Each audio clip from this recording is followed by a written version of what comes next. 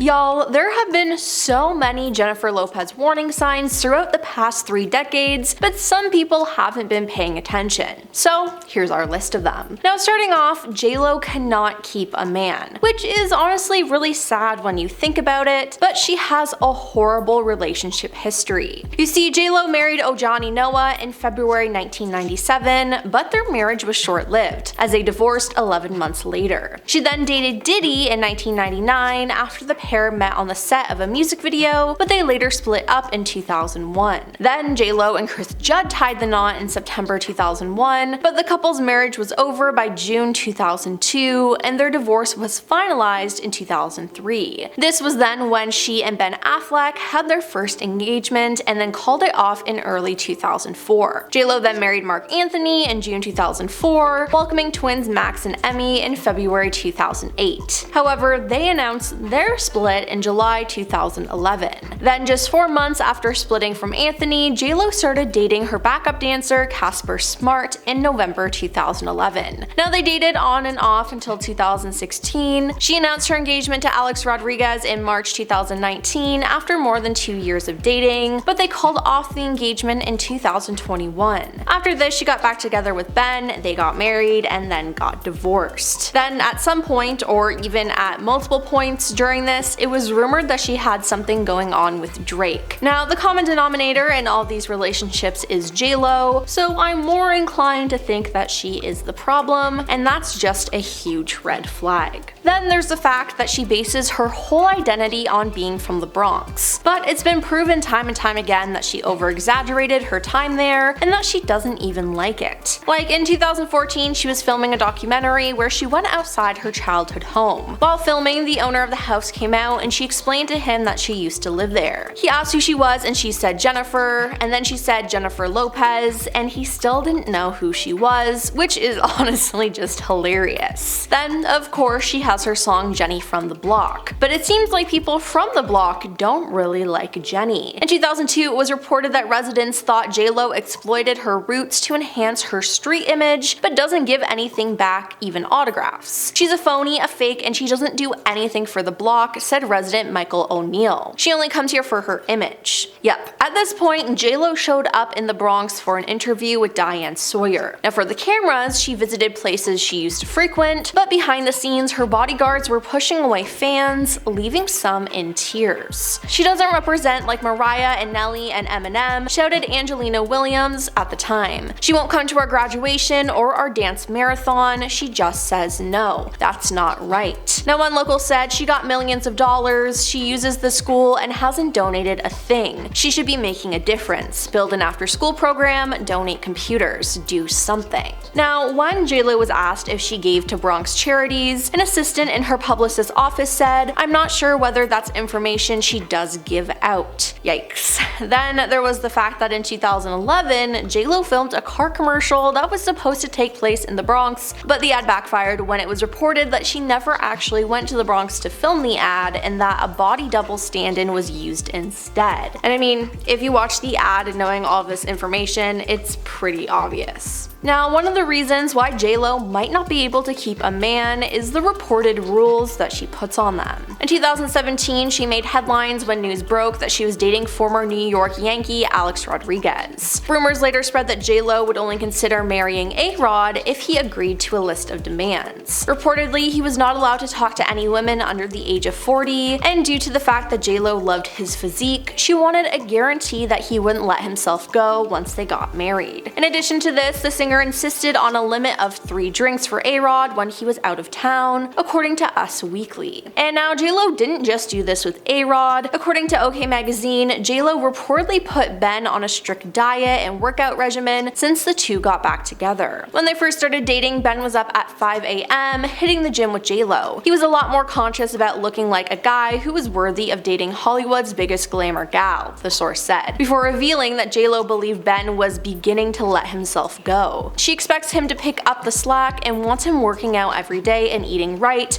no excuses, the source added at the time. Now, JLo has always always been rude to others, whether it be fans, staff, or even other celebrities. Something that resurfaced last year was her interview she did with Movie Line in 1998. Now, this was at the beginning of her career, so I can't imagine what she'd say today. Now, she was talking about other stars and was just being straight up rude. On Salma Hayek, she said, in part, "It makes me laugh when she says she got offered Selena, which was an outright lie. If that's what she does to get herself publicity, then that's her thing." On Gwyneth Paltrow, she said, "Tell me what she's been in. I swear to God, I don't remember anything she was in. Some people get hot by association. I heard more about her and Brad Pitt than I ever heard about her work." On Winona Ryder, she said, "I was never a big fan of hers. In Hollywood, she's revered, she gets nominated for Oscars, but I've never heard anyone in the public or among my friends say, 'Oh, I love her.'" And finally, on Madonna, she said, "Do I think she's a great performer?